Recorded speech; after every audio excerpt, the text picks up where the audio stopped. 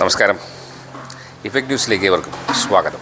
സ്വർണ്ണക്കൊള്ളയെക്കുറിച്ചുള്ള SITയുടെ അന്വേഷണം ഏതാണ്ട് നിലച്ചിരിക്കുകയാണ്. 90 ദിവസം കഴിഞ്ഞിട്ടും പ്രാഥമിക കുറ്റപത്രം പോലും കൊടുക്കാതെ, കുറ്റപത്രം കൊടുത്തില്ല, പ്രാഥമിക കുറ്റപത്രം പോലും കൊടുക്കാതെ പ്രതികൾ ഒന്നൊന്നായി ജയിലിലിറങ്ങിയാണ്. എല്ലാം ജയിലിൽ നിന്നിറങ്ങിയാണ്. 3 പേര് ജയിലിൽ നിന്നിറങ്ങിയാണ്. അടുത്തത് ഉണ്ണികൃഷ്ണൻ പോറ്റിയാണ് ജയിലിൽ നിന്നിറങ്ങുന്നത്. അതോടൊപ്പം തന്നെ CPM നേതാക്കളായ 3 പേരും ജയിലിൽ നിന്നിറങ്ങും.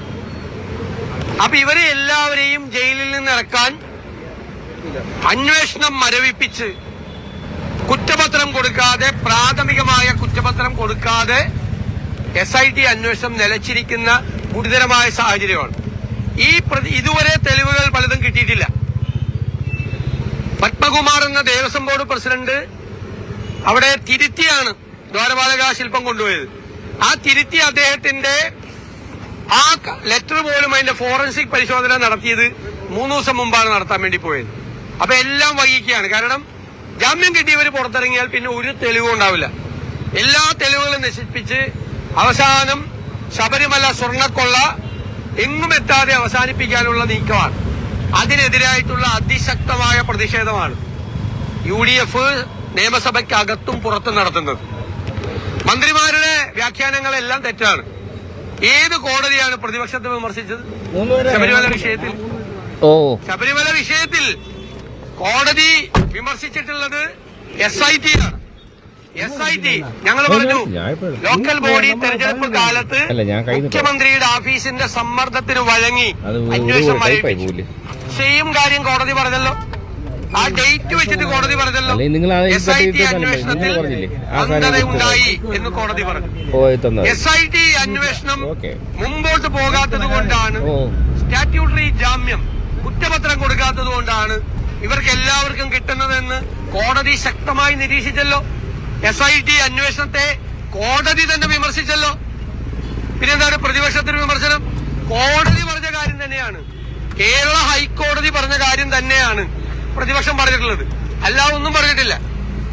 ഇന്നും വീണ്ടും വ്യവസായ മന്ത്രി, നിയമമന്ത്രി പറഞ്ഞു UDFന്റെ കാലത്ത് കുറിച്ചുള്ള അന്വേഷിച്ചോ.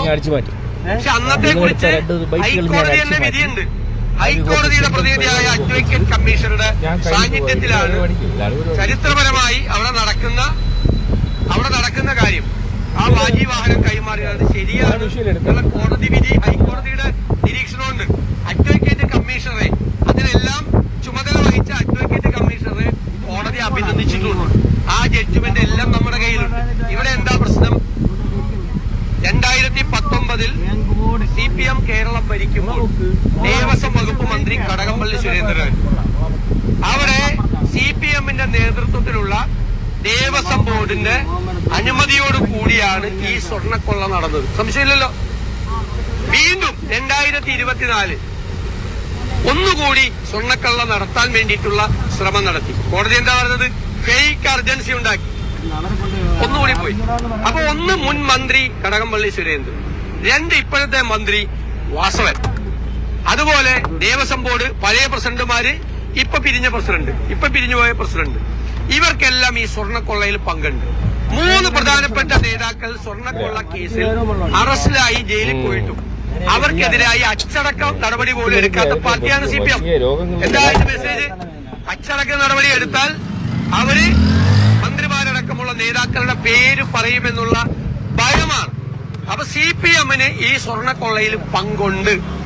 പുതിയ വാർത്തകളും വിശേഷങ്ങളുമായി വീണ്ടും കണ്ടുമുട്ടാൻ മധുര. എല്ലാവർക്കും നന്ദി, നമസ്കാരം.